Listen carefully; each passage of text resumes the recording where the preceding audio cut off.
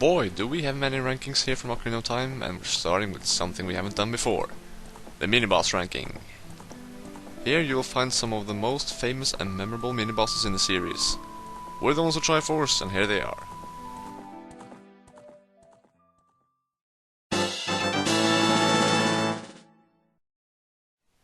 At the bottom we have something from... wait for it... Lord Jabba Jabba's belly. Who could have imagined? The big Octo mini-boss is very similar to Q-Ball from Link's Awakening, but it's a lot more annoying. You have to chase it around without any item to increase its speed, and you use a boomerang from behind to stun it and attack it afterwards. But you can't get too close either, because it'll just bury himself into the ground and appear somewhere else, and you have to start chasing him all over again. If you do land a hit on him, he'll turn around and you'll have to run all around the platform again. After a while he will change his direction, making all the effort you made to reach him wasted, and you have to turn around too.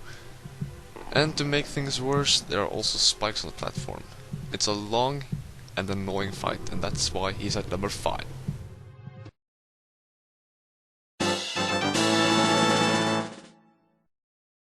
The mini-boss in the fire temple surely is a weird one. You will see something coming out of the fire called the flare dancer. As the name suggests, it's like a fiery humanoid dancing. If you use a hookshot or bombs, at least I think I always use bombs. Either way, the chest of the flare dancer will come out and you'll see this small thing with small legs running around. Use a sword or megaton hammer or something else to hurt it.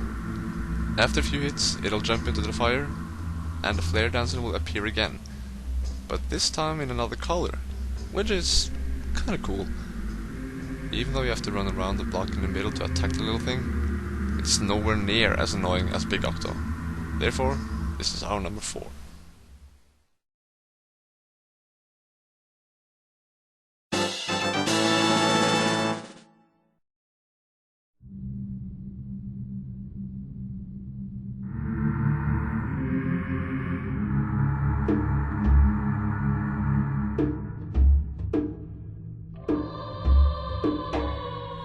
The scariest, freakiest thing I've ever seen in a Zelda series. In any game ever, actually. The fight itself is also incredibly scary. You come in and you see some long arms sticking out of the ground. You don't see anything else at first, but if you move closer to one of the arms, it'll grab you. And out of the ground comes this big, ugly abomination.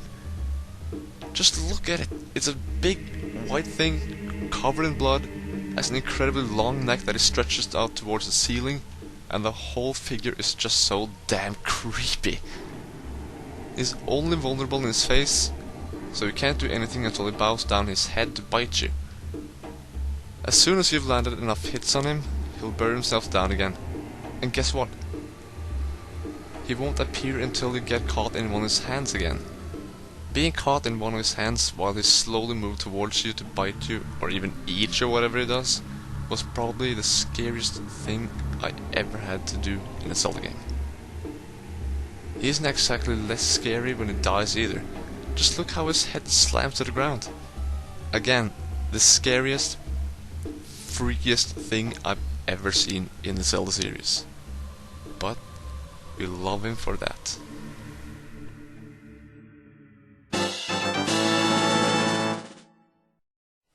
When you enter the main room inside the Force Temple, you'll see 4 torches with fires in 4 different colors. Then 4 paws will appear with the fires in hand and go away with them. You have to fight the 4 of them to get the fires back and then enter the basement. Genius! The 2 first encounters are alike. You come to a stairwell and you'll see 3 frames on the walls with one containing a picture of the Poe you're up against. You have to shoot an arrow at the frame where the picture of the Poe is. But if you move too close, you should go to another frame. It's really haunting, actually. So you have to keep your distance while shooting an arrow. The picture will burn up, and you have to shoot an arrow on the next until all 3 frames are down. Then you have to fight the Poe herself. They will be invisible very often, and as soon as they're visible again, they're also vulnerable. Shoot an arrow on her, or use a sword quickly, just make sure you don't move too close to them, as they will just turn invisible again if you do. Just keep your distance, because they will use their torches on you, even if they're invisible or not. After a few hits, they're down. The third Poe is the most boring one. You have 1 minute to put together a puzzle of big blocks that will show a picture of the Poe. After that, you'll fight the Poe like you did with the 2 others. The fourth one is in the main room at the end of the dungeon, and she will create 3 fake Poes out of herself. They will start circling around you, and every time they appear, one of them will twirl. That's the real one. Shoot her with an arrow, as anything else didn't seem to work. After a few times with this, she'll be dead, and all 4 torches will be lit again. Making the mini-boss a 4th-parter of Poes throughout this dungeon was something we liked a lot, and that you had to collect the fires to proceed was a great idea too. One of our favorite mini-bosses of all time.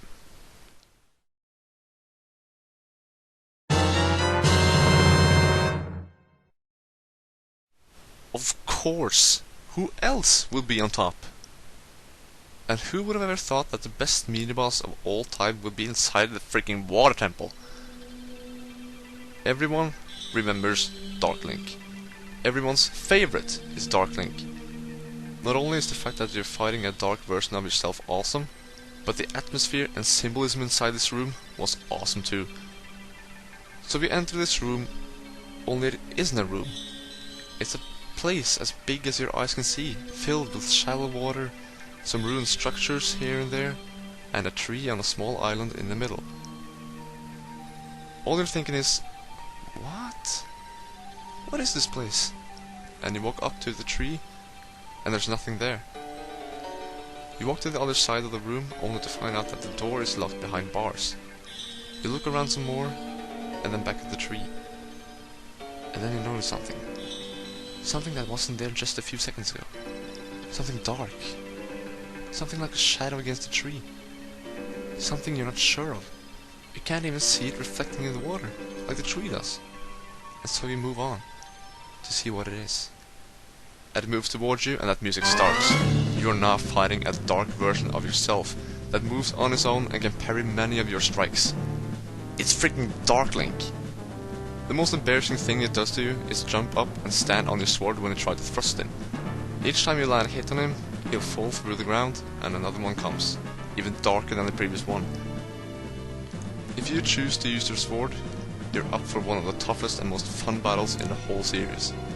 This is, without a doubt, our number 1. And I'm very, very sure it's your number 1 too.